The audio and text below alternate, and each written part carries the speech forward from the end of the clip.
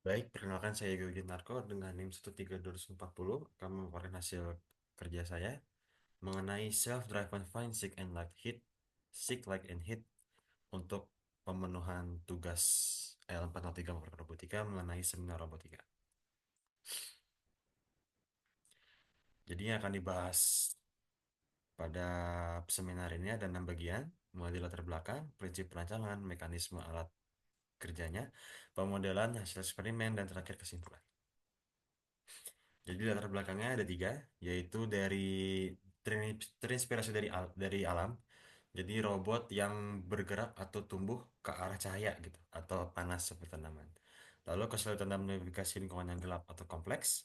Terakhir efisiensi energi karena minimnya komputasi serta alat-alat seperti motor yang tidak digunakan sama sekali.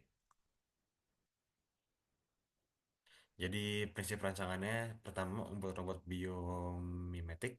Jadi meniru cara kerja organisme hidup, yaitu pada konteks ini tanaman. Gitu. Lalu tanpa motor, tanpa mikrokontroller, jadi murni mengandalkan cahaya ataupun panas sebagai energi untuk menggerakkan motor. Untuk menggerakkan robotnya. Lalu menggunakan material yang berubah bentuk saat terkena stimulus. Jadi ketika terkena cahaya, robot akan cenderung bertumbuh seperti tanaman ke arah si cahaya atau panas sendiri gitu. Lalu mekanisme robot tumbuh yang bergerak ke arah stimulus. Mekanisme kerja jadi menggunakan PPSA atau aktor atau Photothermal Phase Change Series Actuator. Jadi ini aktuator baru yang dirancang agar robot bergerak sendiri ke arah cahaya ataupun panas gitu.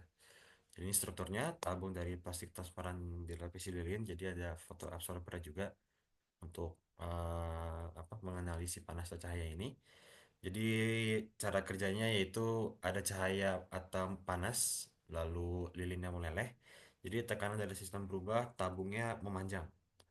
Jadi ketika stimulusnya hilang, seperti panas dan cahaya tadi, dia akan mengeras kembali. Seperti lilin awal, bentuk awalnya gitu. Jadi kerjanya dia kontrol alami, jadi pertumbuhannya diarahkan oleh sisi yang menerima stimulus lebih besar. Jadi kalau sumber cahayanya lebih besar berada di sebelah kanan si robot, dia akan bergerak ke atau bertumbuh ke arah kanan. Gitu. Begitu pula sebaliknya. Jadi ini visualnya. Jadi ketika ada paparan panas atau cahaya sumber, dia akan bergerak ke arah stimulus itu, gitu. Seperti lihat pada gambar ada gambar B gitu. Terutama di gambar B, ketika melihat sumber panas yang memiliki derajat lebih tinggi, dia akan bergerak ke arah sumber panas itu dibanding ke arah sumber panas lainnya. Gitu.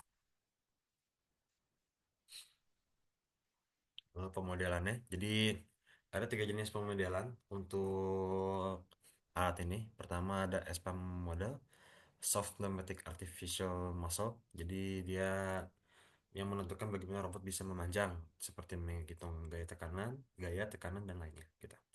Lalu ada model perpindahan panas. Jadi ini menganalisis berapa cepat suhu dari sumber panas berpindah dalam PPSA.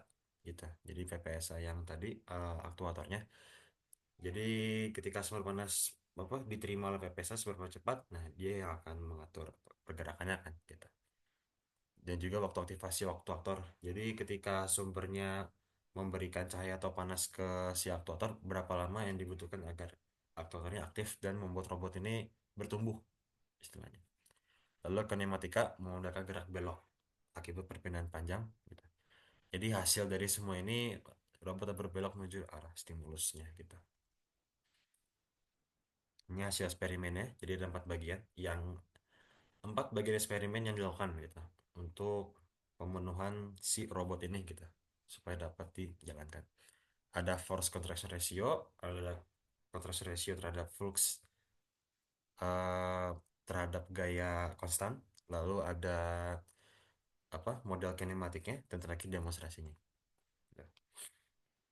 Force contraction ratio, jadi hubungan antara gaya gaya yang diberikan terhadap terhadap kontraksi yang terjadi atau pertumbuhan terjadi kita.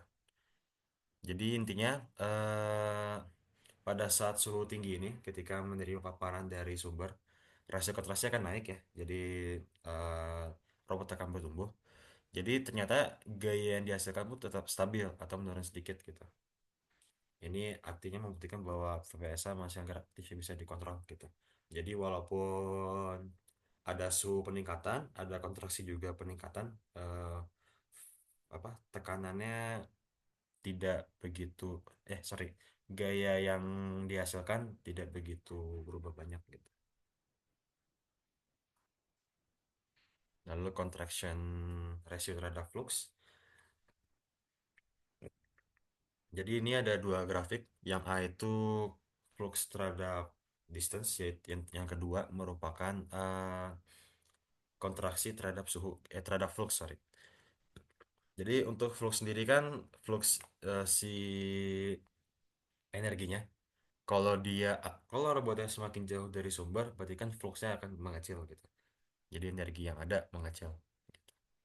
Nah, untuk si kontraksi terhadap fluxnya di bagian B itu eh, terlihat ketika dia berada semakin dekat dengan sumber, eh, kontraksinya meningkat gitu. Jadi ketika heatnya menambah, kontraksinya meningkat. Paling pada titik tertentu ada sedikit saturasi, jadi tidak terlihat stabil gitu. Tapi pada akhirnya akan cukup linear membuktikan bahwa flux dan rasio kontraksi ini saling berhubungan, yaitu berbanding lurus. Jadi bisa diprediksi dan juga bisa diatur gitu. Itu verifikasi model. Jadi simulasi model jadi memprediksi bentuk akhir robot saat terkena panas. Jadi memang jadi kondisi yang sama seperti slide sebelumnya, apa menghubungkan kontraksi terhadap estimasi flux yang diinginkan, yang diprediksi gitu. Gitu. Jadi yang gambar atas itu hasil simulasi, bisa dibilang simulasi yang tadi di slide sebelumnya, kontraksi terhadap jarak dan kontraksi terhadap flux, estimasi flux gitu. Kalau yang gambar B ini eh, bisa dibilang pergerakan robot sebagai verifikasi model kinematikanya gitu. Jadi dia bisa berbelok saat terkena panas dari satu sisi gitu. Lalu demonstrasi. Jadi untuk gambar yang terlihat ini demonstrasi robot yang bergerak di jalur yang cukup kompleks gitu. Jadi bagian A itu hanya kosong, bagian B ada penghalang dua balok, yang C ada berbagai balok. Jadi membentuk jalur yang lebih sulit untuk dilewati gitu. Walaupun waktu yang diberikan lebih lama, ya memang kena rintangannya, tapi robotnya berhasil berjalan ke arah si stimulus sumbernya gitu. Jadi memang dia bisa mengikuti si stimulusnya ini tanpa harus menabrak benda gitu.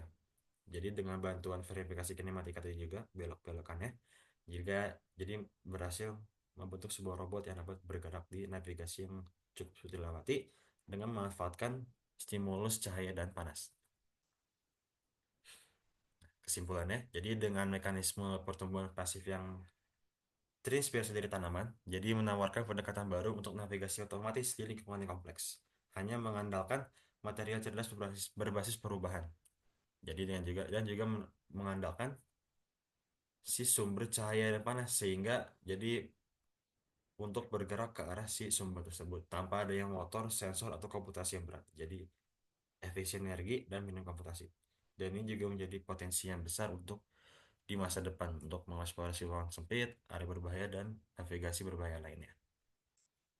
Berikut referensi yang digunakan dua, yaitu IEEE Spectrum Self-Driven Fine Stick Light and Heat. Yang kedua, Thermographic Fine Inspector Robots dari Declucker dan kawan-kawan.